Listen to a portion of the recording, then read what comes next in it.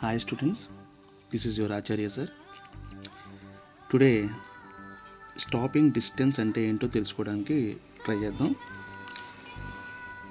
బేసిక్గా school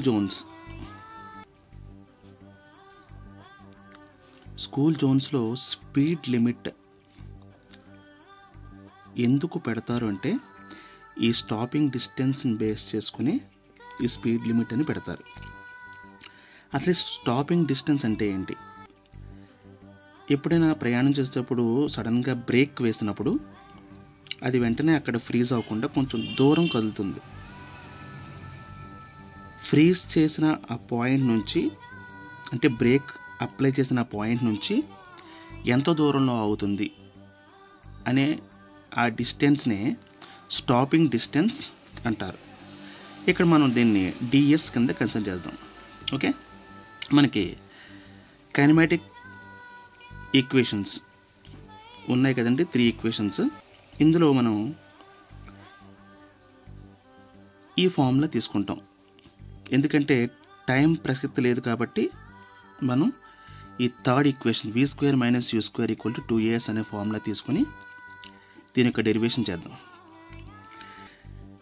car వెళుతుంది అంటే దీనికి ఎంతో కొంత ఇనీషియల్ వెలాసిటీ అనేది ఉంటుంది.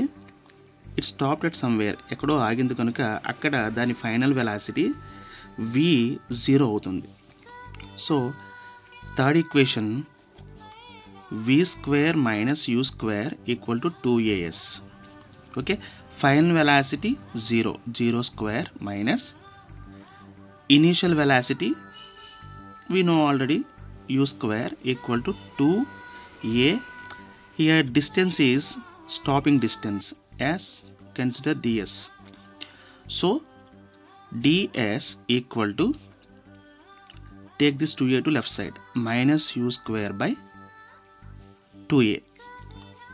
Okay, this is stopping distance equation. Here u² and ds both are in numerators, so ds is directly proportional to u².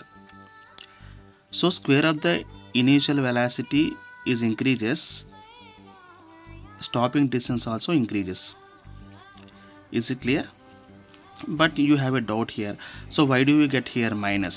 Minus represents here it is stopping distance. So here velocity gradually decreases, so we consider as deceleration.